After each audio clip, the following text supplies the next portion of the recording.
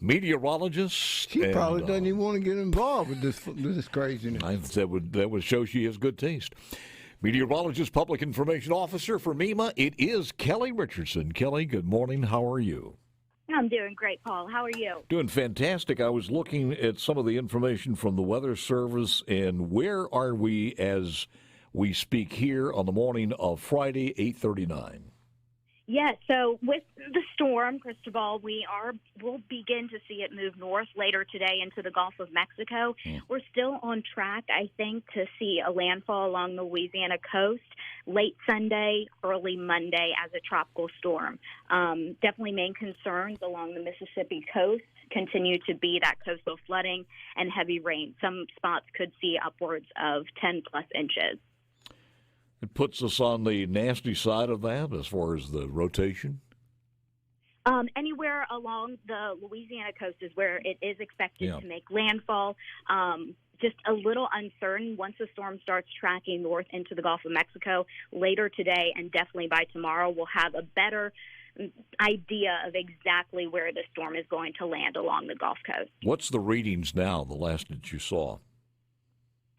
It is still a tropical depression, and it has just been hanging over the Yucatan Peninsula for the last couple of days.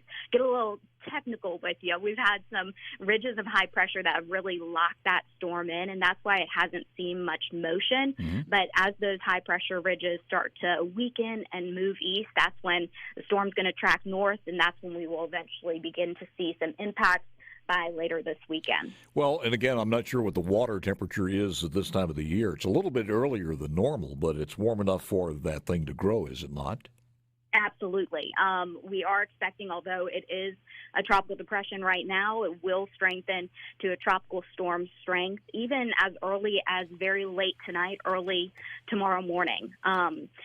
Thinking that top winds as it makes landfall by the end of the weekend could be anywhere from 50 to 60 miles per hour.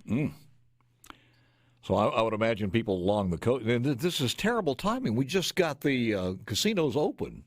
I know, definitely.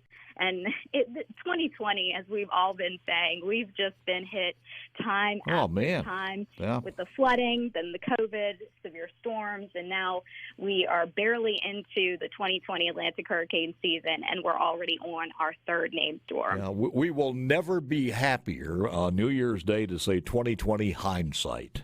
Yeah, isn't that the truth? Because it's been a heck of a year, and who knows what else is coming up.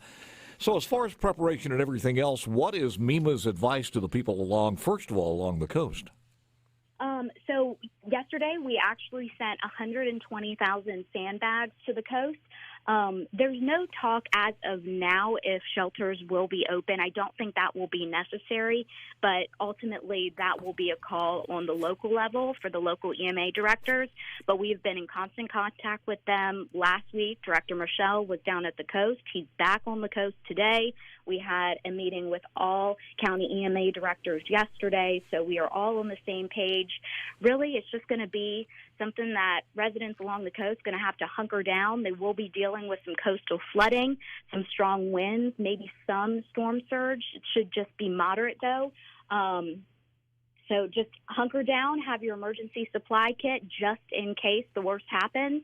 But I think everyone along the coast will be able to handle this one. I was looking at Kelly Richardson's my guest. I was looking at the track of here. It looks like right now, and again, this is early, it'll change 1,000 times before it gets here, but I-55 to the west, everything from there into Arkansas, is where the line is, and there could be some tornado activity in that area, too.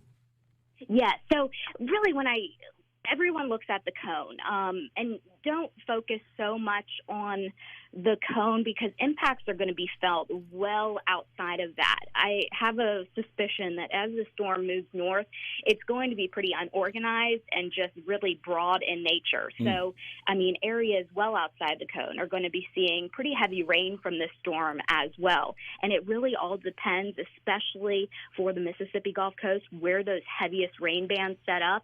That's going to be where you could see the upwards of 10-plus inches. I know as a trained meteorologist, you look at records and everything else. This is the 5th of June, and we know that this is unusual. Can you tell me when the last time something like this happened this early? Off the top of my head, I don't think I can, but this definitely is unusual.